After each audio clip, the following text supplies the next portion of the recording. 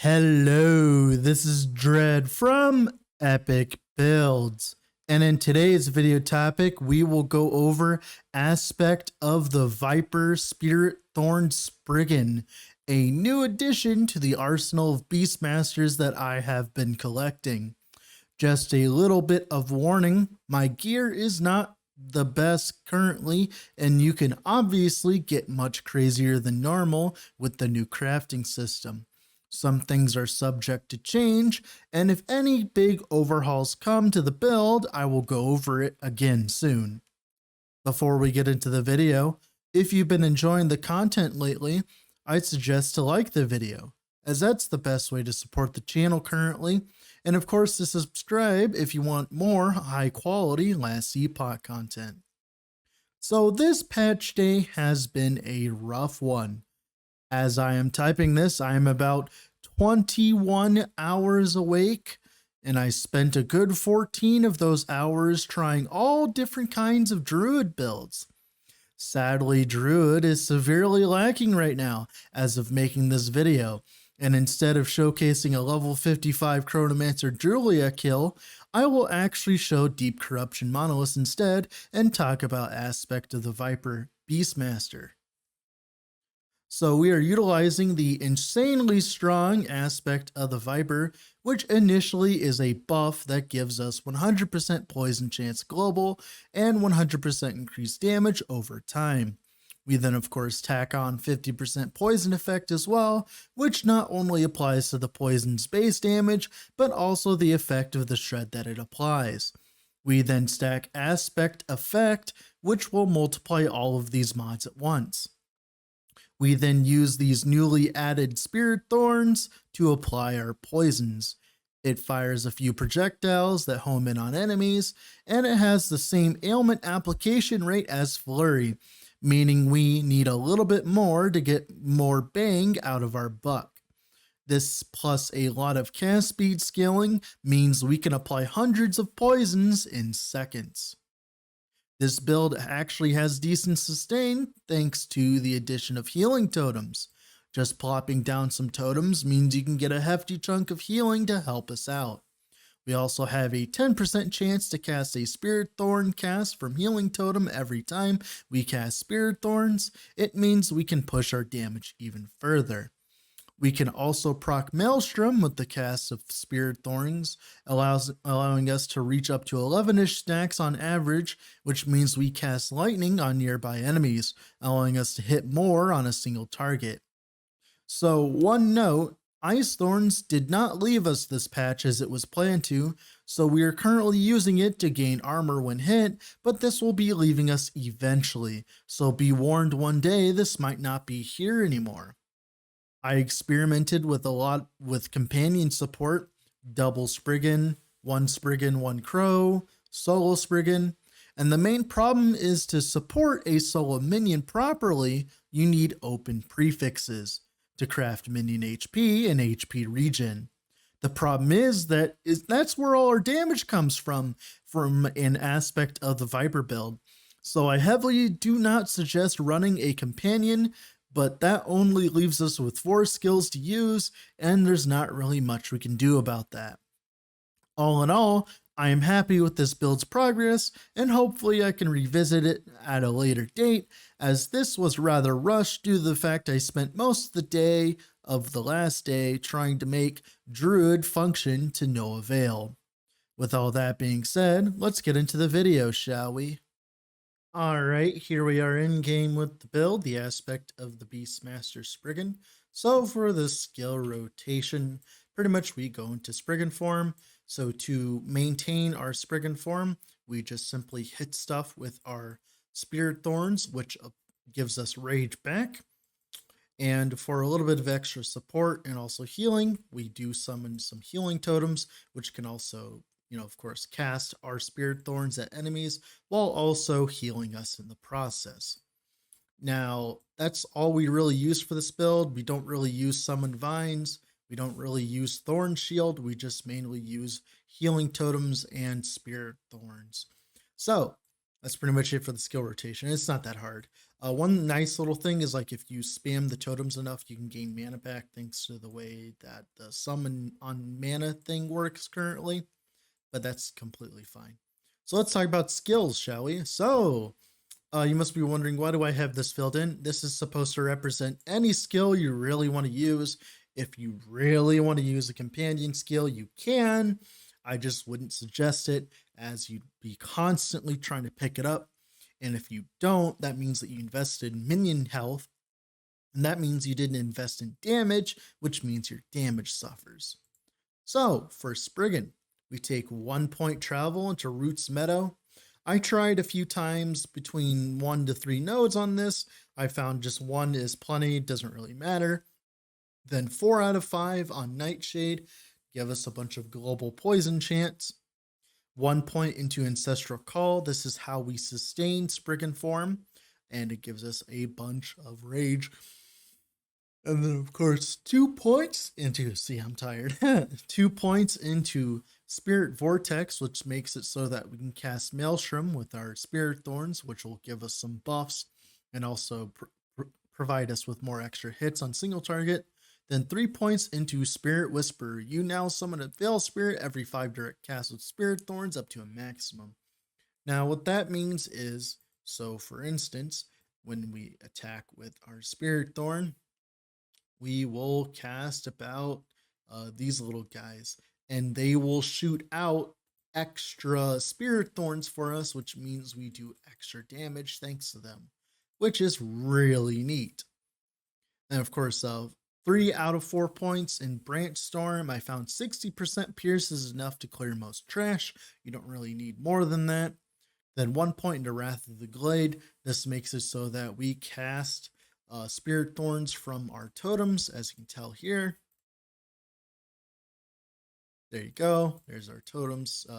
So they cast just like an extra one. So it's just an extra hit pretty much for us, which is nice. And then, of course, 4 points travel into Tomb Warden. 1 point into Spike Totems, which makes it so that our healing totems will take on the abilities of a Thorn Totem and also be affected by its skill tree. Then 1 point into Unbound Garden, so that we can have about, I think it's like 7 max totems, which all in all, I believe each one individually rolls Wrath of the Glade. So that means that we just have 10% chances to do more damage, which is really nice. And that's pretty much it for Spriggan. There's not really much to talk about Spriggan, other than, of course, the nodes we already take. And of course, Ice Thorns is your stereotypical, I take damage, I get a tankier setup with the armor and the Ice Thorns when hit. Obviously, this is going to leave us eventually, but for right now, it works wonders because we have nothing else to use. Then for Maelstrom here, this is a little different than normal because they completely changed Maelstrom. They deleted autocast from the game, which is completely fine because they gave us a few nodes nodes here. 3 points into Arctic Chill. Just give a little bit of chill chance so enemies were nearby are always reduced cast and attack speed and movement speed. 3 points into Healing Winds, which gives us healing per second. 4 points, this is per stack, by the way, so if we have 10 stacks, it's 60 health per second, which helps us a lot in the sustain department. Then, of course, 4 points travel into Whirlpool to have all the extra duration, so that it lasts 14 seconds instead. 1 point travel into Turbulence, 2 points travel into Calm, 1 point into Windswept, and then 1 point into Wind Fury. One interesting thing is Spirit Thorns, when you cast it and it summons a Maelstrom, it actually does not cost mana, which is actually really interesting. I don't know why that's the case, considering everything else like that. And I gotta yawn again. Ooh, it's been a long day, night. And of course, we take 1 point travel into Sleep Footed, 1 point into Power of the Storm, which makes it so that we cast Lightning upon 6 stacks of Maelstrom. Pretty much the way this looks is we just get an extra lightning bolt that shoots down around us. It is a very short range, so you have to be pretty much face hugging the enemy for this node to function. But it makes it so that we do extra poisons. Then Thorn Totem, this is your stereotypical Thorn Totem setup. since we are not actually summoning Thorn Totems, we're summoning Healing Totems. We don't really care about all the Grove Mine stuff. We just want for as many as we can get, and then of course as much mana regen we can get as well, like mana gain. For some reason, this is working well for Rage instead of mana, even though it says mana. This might be a bug, and if that is, then you can probably change it and set it up so we're doing on hit stuff with Thorn Totem on hit idols. But that's pretty much it for the skills. Now let's talk about the passives. So we take 6 points into Gift of the Wilderness for HP, 3 points into Primal Strength for strength, 1 point travel into Primal Medicine, 5 points into Hunter's Restoration for the increased health, 5 points into Ancient Call for the HP, then eventually 5 points into Berserker, which is a lot of our tankiness. Then for Shaman, we just have the 10 points in it to get to Totemic Fury, so that when we summon a totem, we have attack and cast speed, which is really strong for us. Then for Druid here, we have to go, we actually grab Nightshade Fangs and Wooden the Leaves. Everything else is like self-explanatory, but mainly we want the spell poison chance because all of our stuff is spells. And then of course the increased cast speed and attack speed is really nice as well. And that's pretty much it for the Druid. Now for the Beastmaster, we take 8 points into Ursine Strength for the DR versus nearby enemies. Most of the time you'll be nearby enemies thanks to the popcorn effect, so it's probably a good idea to have this. 2 points travel into Feline Bond. 5 points into Boreheart because we're not relying upon actually hitting the enemy to give us Boreheart. We're just letting people do it instead just by us getting hit, which is a lot of the time considering that, we'll be in melee range a lot.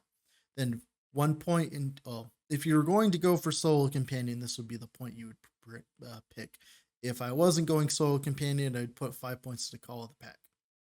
Then, of course, 7 points into Life in the Wilderness, some HP, some Endurance Threshold, always good for us. 4 points, I found 4 points in Viper Fangs to be enough to keep Aspect of the Viper up 100% of the time. Then, of course, I took a few points travel into Avian Shelter to cap out my physical resistance. This is another Solo Companion node, so if you do end up playing Solo Companion, this is what you can use.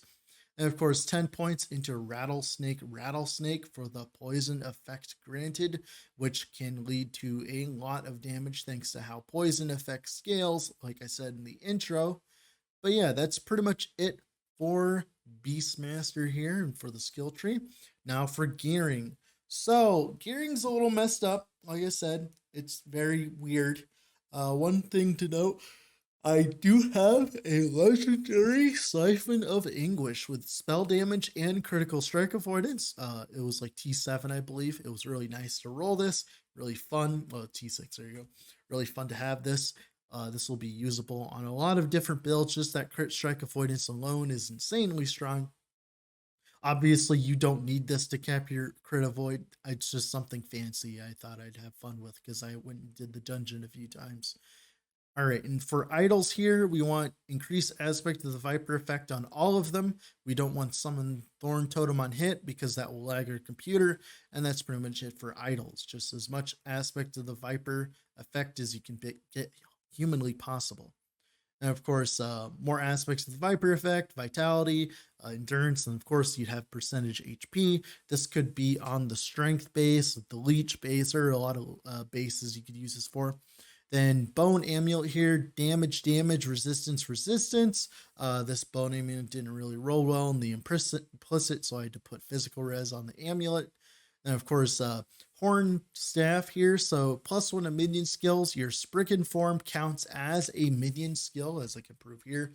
21, as you can tell, it pulls out a node, which means that it is counting as a minion skill, which is, I believe, is correct. And of course, we grab cast speed because the faster we cast, the more Spirit Thorns we cast, and that gets exponential along with everything else. And then, of course, we want poison on hit. And of course, we grabbed a little bit of chill on hit to make enemies come to us slower. And that's pretty much it for the weapon. One possibility is you could legendary up a Plaguebringer's Staff and give it cast speed, and that could in theory be better than this, but that requires on the situation and how much stuff you have in general. Then wild armor here, vitality, aspect of the viper effect, HP, same difference. For the belt, we have a viper tail. This is pretty much more than what we can get at like Walmart or something. So having that extra poison chance on hit is nice, and it's just generic as well. Then for the gloves here, I actually managed to make a really good pair of gloves. Cast speed, damage over time, frailty, like that's absolutely insane. Uh, then for the boots, of course, the boots I've been using this entire time. Then for the relic, just cast speed, poison damage. It's kind of the same thing. And with all that being said, I believe that's the gearing today. Like I said, the main legendaries you want to get is a legendary siphon of anguish, then get a unique ring with like something else, pretty much. Like I believe you could probably do a quicksilver coil. You do that, or you could. I don't know exactly what you'd run. Probably an arboreal circuit because you really do like movement speed. Oh, you could run a silver frond and have teleport on your vine. That's another thing you could do. But yeah, that's pretty much it for the video today. Thank you all for watching. I hope you guys are having a good time. Sorry if this seems rushed at all. It's because it is. Because like I said, I didn't really have much time. With all that being said, thank you all for watching. Have a wonderful rest of your day wherever you're at, and bye.